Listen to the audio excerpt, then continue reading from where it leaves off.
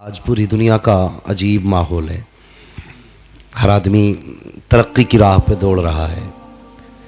कोई सोचता है कि जिसने बिल्डिंगें बना ली वो कामयाब है, कोई सोचता है जिसने गाड़ियां ख़रीद ली वो कामयाब है। किसी की सोच अपनी ये है कि जिसने दुनिया में आकर के कोई डिग्री हासिल कर ली वो कामयाब है। कोई सोचता है कि जिसे चार लोग सलाम करने लगे वो कामयाब है। कोई सोचता है लोग जिसके नाम से डरने लगे वो कामयाब है। लेकिन इनमें से कोई भी कामयाब नहीं है। सबसे बड़ा कामयाब वो है जो कब्र में ईमान बचा के ले जाए। बेशक बेशक वो सबसे बड़ा कामयाब है जो कब्र में ईमान बचा के ले जाए। और सबसे बड़ा काम है कब्र में ईमान बचा के लेके जाना। अल्लाह ताला हम सब को ईमान पर मौत नसीब फरमाए। कभी कभी कब्रिस्तान भी जाया करो। महफिलें मेले हम कोई जगह नहीं छोड़ते, सब में चले जाते हैं, लेकिन कभी कब्रिस्तान भी जाया करो और जाकर के कभी वो टूटी कब्रें देखा करो जिनकी लकड़ियां नज़र आती हैं। और वहाँ जाके आवाज़ दे के उन दफन होने वालों से पूछा करो, कब्रिस्तान आने वालों बताओ तुमने इस ज़मीन के अंदर की ज़िंदगी को कैसा पाया। कभी पूछ लिया करो। आज जो दुनिया में हम सितम कर रहे हैं, किसी के पास पावर है ना तो वो कमज़ोर को जीने नहीं दे रहा है, जिसके पास ताकत है वो गरीब का गला दबाने पे लगा है।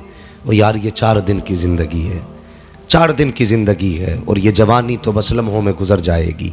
जुल्म कितने दिन कर लेंगे हम, कब तक सता लेंगे हम। मेहरबानी करो कभी कब्रिस्तान जाके पूछा करो उस कब्रिस्तान में आने वालों, बताओ तुमने कब्रिस्तान की ज़मीन को कैसा पाया। यकीनन आवाज़ आएगी।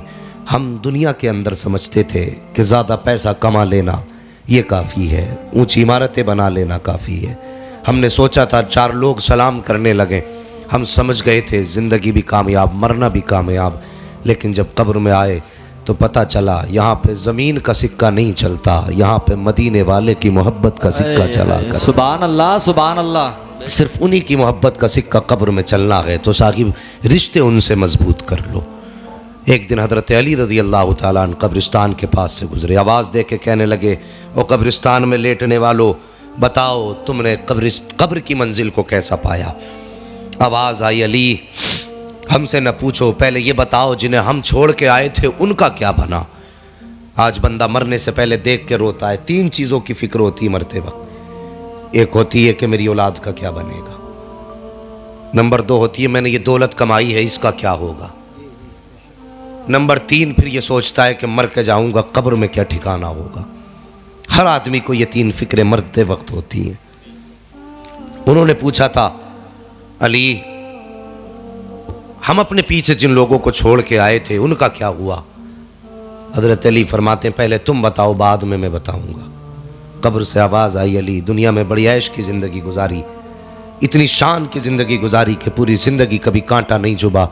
लेकिन जैसी कब्र में पहली रात आई और कब्र ने पहला झटका दिया था, ज़िंदगी की सारी खुशियों का जायका ही ख़त्म हो गया था। इतना सख्त झटका था पहला कब्र का, तो कहा था पहले झटके ने दुनिया की सारी राहत भुला दी थी। अली बड़ी मुश्किल ज़िंदगी है कब्र की। लेकिन अली बताइए जिनको हम अपने पीछे रोता हुआ छोड़ के आए उनका क्या बना। हज़रत अली ने फरमाया था, किसकी बात कर रहे हो तुम, अपने पीछे किसको छोड़ के आए। कहने लगा मैंने पीछे बीवी छोड़ी। अली उसका क्या बना। हज़रत अली ने फरमाया तू जिसे बीवी बता रहा है, जिसे रोता हुआ छोड़ आया था उसने दूसरा शोहर कर लिया है। कहा फिर मेरे दोस्तों का क्या बना। उसने कहा कि जिन्हें तू दोस्त कहता था, जो कहते थे तेरे बगैर सुबह नहीं होती, जो कहा करते थे तेरे बगैर 1 मिनट नहीं कटता, जो कहा करते थे तेरे बगैर ज़िंदगी कैसे गुजरेगी। कहा तुझे दफन हुए कुछ दिन गुजरे थे कि उन्होंने नए यार बना लिए, अब तेरी कमी भी उनकी ज़िंदगी में नहीं रह गई। उसने कहा इतनी जायदाद इकट्ठी करके आया था, उस जायदाद का क्या बना। तो हज़रत अली फरमाते हैं जो जायदाद तू छोड़ के आया था तेरी औलाद ने उस जायदाद की खातिर एक दूसरे का गिरेबान पकड़ा, एक दूसरे को ज़ख्मी किया। तेरी जायदाद तेरी औलाद ने बांटी। जिस मकान को तूने शौक़ से बनाया था बंटवारे के वक्त उसके तेरी औलाद ने टुकड़े टुकड़े करके रख दिए। और साहिब ये दुनिया है बड़ी बेवफा दुनिया है, ये कभी किसी की नहीं हुई है। हाँ अगर चाहते हो मरने के बाद भी दुनिया से फ़ायदा हासिल करो तो अपनी औलाद को कुरान पढ़ा के चले जाना। बेशक सुभान अल्लाह सुभान अल्लाह। अपनी औलाद को मुस्तफ़ा का दीन सिखा के चले जाना। और मैं तो अक्सर कहा करता हूँ साकिब छोटे छोटे बच्चों को, जो छोटे बच्चे आपके हैं कुरान की 2 आयतें सिखा दो। अगर वो भी सीखने की उम्र ना हो तो बच्चों को सिर्फ बिस्मिल्लाह सिखा दो। अपने बच्चों को इतना सिखा दो।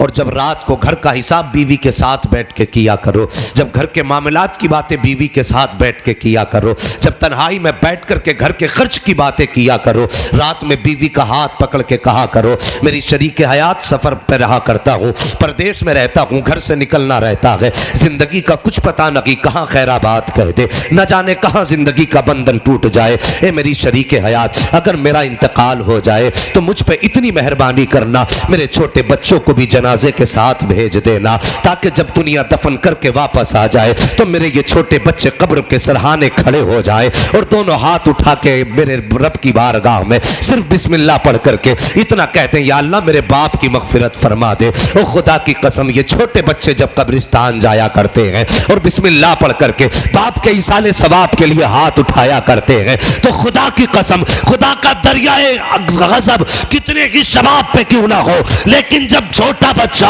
हाथ उठा के बाप के लिए दुआए मगफिरत करता है तो रब का दरियाए करम जोश में आता है। रब फरमाता है, फरिश्तों अब इसकी कब्र में जन्नत की खिड़कियां खोल दो, अब इसके लिए जन्नती बिछोना बिछा दो, जन्नती लिबास पहना दो। फरिश्ते कहते हैं, परवरदिगार जब ये कब्र में आया था तो गुनाहों की गठरी लेकर के आया था, पाप ही पाप थे, मगर बता तो सही आखिर नतीजा क्या हुआ है, किस बुनियाद पर इतनी जल्दी जन्नत का फैसला हो रहा है। तो रब फरमाता है, ए फरिश्तों देखते नहीं हो, ये जमीन के अंदर गुनाहों की गठरी लेकर के आया है, लेकिन जमीन के बाहर एक 5 साल का बच्चा छोड़ के आया था, जो आज इसकी कब्र पे आकर के छोटे हाथ उठा के कहता है, या अल्लाह मेरे बाप की मगफिरत फरमा दे। ए फरिश्तों, मैं इसके बाप के गुनाहों को देखो, ये इस छोटे बच्चे की दुआओं को देखो, ये मुझे रहमान कह के पुकारे, मैं इसके बाप को अजाब दूं, ये मेरी गैरत को गवारा नहीं है। इस बच्चे के हाथ नीचे आने से पहले